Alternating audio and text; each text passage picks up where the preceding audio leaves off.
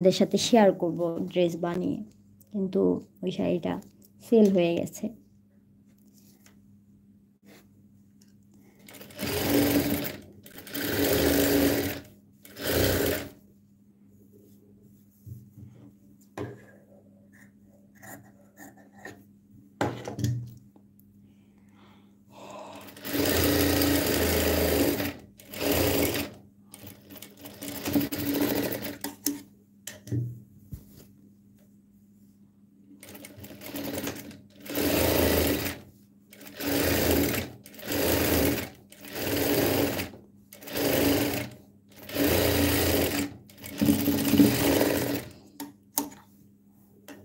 সুন্দর হয়েছে না?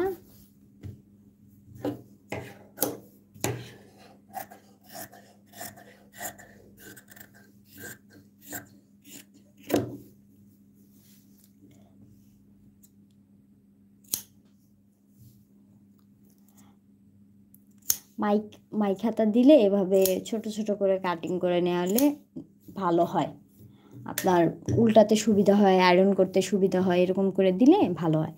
এখন আমি জামার সাথে এই হাতাটা লাগাবো। শান্তি লাগতেছে লাইভ করতে এসে, শান্তি লাগতেছে কি নেটওয়ার্কে এখন পর্যন্ত সমস্যা হয় নাই, তার উপর দিয়া হলো অনেক সুন্দরভাবে আপনাদের সাথে আস্তে ধীরে বোঝাতে পারছি।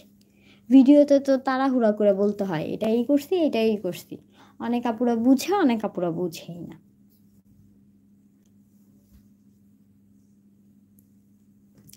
কাজ যদি শিখাতে এসে কাজ যদি কি কাজ করছি যদি আপনাদের ভালো মতো নাই বলতে পারি, তাহলে ভাই কি কাজ করি? আমি কিন্তু দেখেন জামায়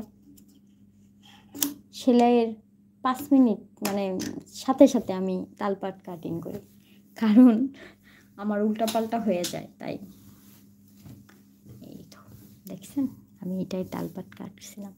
এটা হলো পান গলা দিয়েছি, সামনে পান গলা দিয়েছি, পেছনে গোল গলা দিয়ে উঠিয়ে নিয়েছি। আপুরা কমেন্ট করলে অনেক ভালো লাগতো, এখনও যদি অনেক আপুরা থাকতো কমেন্ট করতো খুব ভালো লাগতো। ইনশাল্লাহ একদিন অনেক অনেক আপুরা লাইভে আসলে জয়েন হবে। এখন তো নতুন,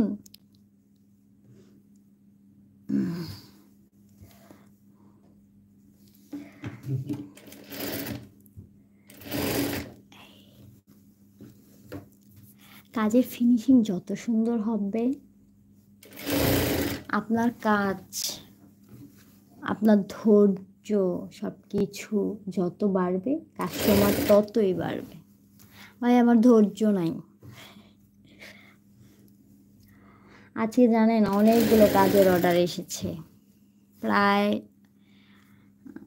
7টা 3 পিস, 2টা গোল জামা। কবে যে শেষ করব, সবাইকে বলছি 20 রোজার মধ্যে কমপ্লিট করে দিব, জানি না পারবো কি না।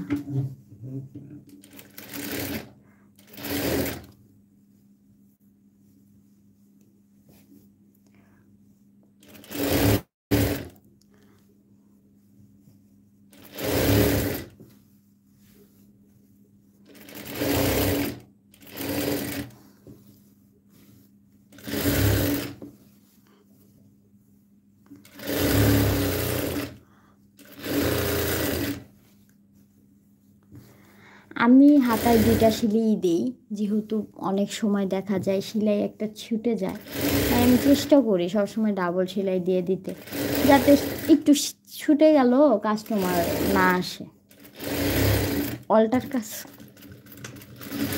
অল্টার কাজ করতে বিরক্ত লাগে, আপনারা সবাই ইগনোর করবেন, ওটা মশারির ছিল সুতা।